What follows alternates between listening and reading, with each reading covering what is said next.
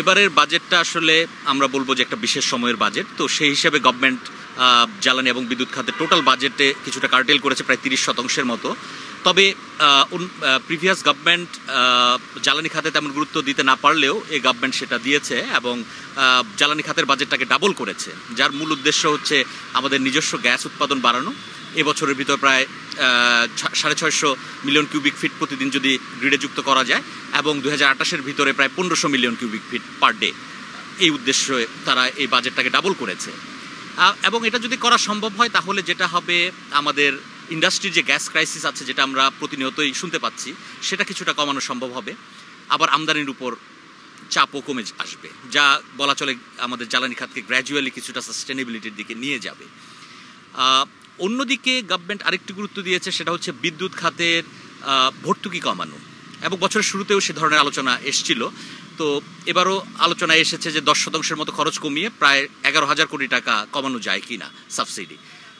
তবে এক্ষেত্রে বাস্তবায়ন একটি বড় প্রশ্ন, কারণ বছরের শুরুতে আমরা লক্ষ্য করেছি জানুয়ারি মাসে আমাদের টোটাল বিদ্যুৎ উৎপাদনে তেল ভিত্তিক পাওয়ার প্ল্যান্টের কন্ট্রিবিউশন ছিল 2 থেকে 3%, কিন্তু চাহিদা বাড়ার সাথে সাথে ফেব্রুয়ারি থেকে এপ্রিল মেতে এসে সেটা 10-11% চলে গেল।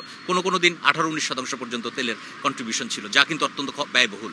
ফলে গভর্নমেন্ট যে 11,000 কোটি টাকা কমাবে, সেই ক্ষেত্রে আসলে যে স্টেপগুলো নেবে সেগুলোতে স্ট্রিক্টলি ইনফোর্স করতে হবে যাতে খরচটা কমানো যায়। আদারওয়াইজ আগামী 3 থেকে 4 বছরের ভিতর এই খাতের সাবসিডি আরও বেড়ে যেতে পারে, কারণ সামনে আরও বিদ্যুতের কিছু প্রকল্প আসবে। যেমন নিউক্লিয়ার পাওয়ার প্ল্যান্ট আসলে হয়তো কিছু ফসিল ফুয়েলের পাওয়ার প্ল্যান্টকে বসে থাকতে হবে এবং ভাড়া দিতে হবে। তো সেক্ষেত্রে এটাকে যদি প্রপারলি ইমপ্লিমেন্ট করা যায় এবং মনিটর করা যায়, তাহলে হয়তো একটা ইতিবাচক ফলাফল আমরা পেতে পারি। তবে বাজেটে 3-0-এর কথা বলা হয়েছে, কিন্তু আমরা নবায়নযোগ্য জ্বালানির ক্ষেত্রে বিশেষ কোনো অ্যালোকেশন আমরা দেখতে পাইনি। যদিও চলমান প্রকল্প যেমন 100 মেগাওয়াট একটি প্রকল্প আছে, সেখানে বাজেট অ্যালোকেশন আছে, কিন্তু প্রাইভেট সেক্টরকে ইনসেন্টিভাইজ করার জন্য তেমন কোনো অ্যালোকেশন নেই। গত বছর যেমন 100 কোটি টাকার একটা তহবিল বরাদ্দ ছিল, এবছর তেমন তহবিলের কথা আমরা শুনতে পাইনি। অন্যদিকে এই খাতের অংশীজন যারা উদ্যোক্তা, তাদের মাঝে বারবারই একটি জিনিস আলোচনায় আসে গত 3-4 বছর যাবৎ, সেটা হচ্ছে যে ছোট ছোট প্রকল্প যেমন রুফটপ সোলার, এর অ্যাক্সেসরিজগুলোর আমদানিতে প্রচুর শুল্ক রয়েছে, সেটা মৌকুফের একটি ব্যবস্থা করা, সেটা হয়তো এই বাজেটে করা যেত। আমি জানি না, প্রস্তাবিত বাজেট হয়তো অ্যাপ্রুভাল যখন হবে তখন গভর্নমেন্ট হয়তো এটা আবার কনসিডার করতে পারে।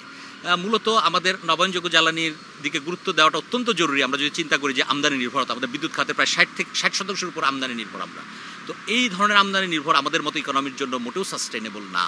তো গ্র্যাজুয়ালি এটাকে কমানো যায় কিনা, সেই জিনিসটা আমাদের আসলে দেখা প্রয়োজন। এবং এক্ষেত্রে নবায়নযোগ্য জ্বালানিকে যদি ইনসেন্টিভাইজ করা যায়, তাহলে হয়তো এখান থেকে আমরা কিছুটা বেরিয়ে আসতে পারবো। ভর্তুকি কমানো, এটা একটা কম্প্রিহেন্সিভ অ্যাপ্রোচ নিতে হবে।